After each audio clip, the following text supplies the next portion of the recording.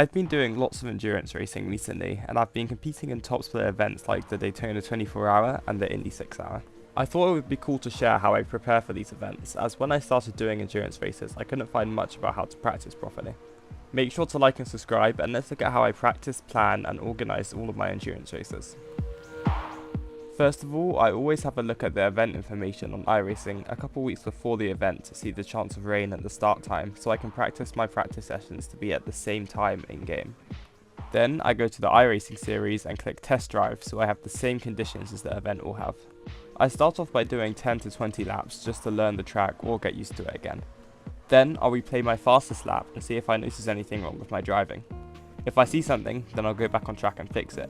If not, then I'll have a look through my data on Track Titan to see where I'm losing time. In endurance races, qualifying usually doesn't mean anything unless you're in the shorter races around the 2-hour mark. Because of this, I mainly focus on consistency and race pace rather than one lap pace. Once I'm happy with my time and I'm consistently doing it, then I'll go out again at a full tank and do a full stint in the endurance setup. I want all my times to be within about half a second and basically know the car and track so well that I'm able to drive it while I'm half asleep. The amount of time I spend practicing varies depending on the race length, but here are some examples. For the Daytona 24-hour, I was going to drive for about 4 hours in the race, which is about 120 laps. I did 25 hours of practice over about 2 weeks and around 500 laps, including a 6-hour practice race. For the Indy 6-hour, I didn't have as much time to practice, however I still did around 10 hours and 250 laps. Finally, for the Global Endurance 24 hours of Spa, I did about 20 hours and 300 laps. Again, you just want to focus on consistency in these practice sessions, as often just completing these races without any repairs will give you a decent result.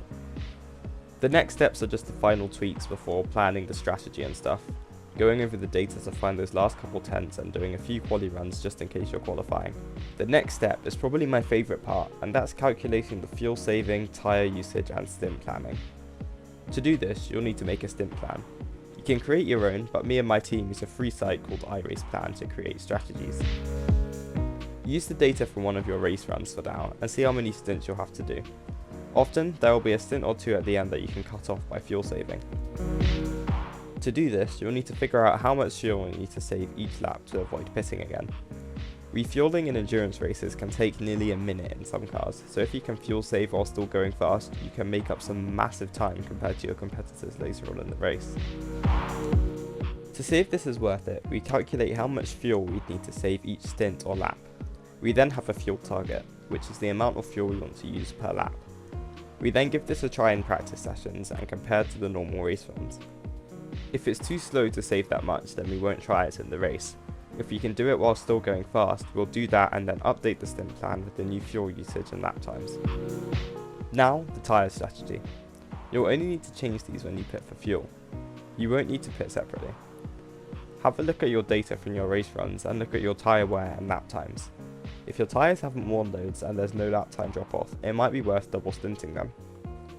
For example, at Daytona, we only had about 15% wear each stint, but the front left had a lot more. We decided to change the front left tyre every pit stop and then change all the other tyres every other pit stop. This meant that we would save several seconds on the outlap by having semi-warm tyres, and we wouldn't lose time later on as there was no lap time drop off. If you're looking for software to record data, then I'd recommend Track Titan. Track Titan is what I've been using for the past couple of years, and it's a really good tool to help improve and use data for strategy. You can use code RM45TT to get up to 30% off and support the channel. So just a quick recap. First, learn the track or get used to it again. Then have a look at your lap and the data and see where you're losing time. Once you've fixed any mistakes, do a couple endurance stints to make sure you are 100% comfortable. Then the planning and strategy. Go over your data and create a strategy for your team. This is just how I do it. I'm sure other people will practice differently. Let me know how you prepare in the comments. Thanks for watching. Make sure to like and subscribe so you don't miss any future videos or streams, and I'll see you in the next one.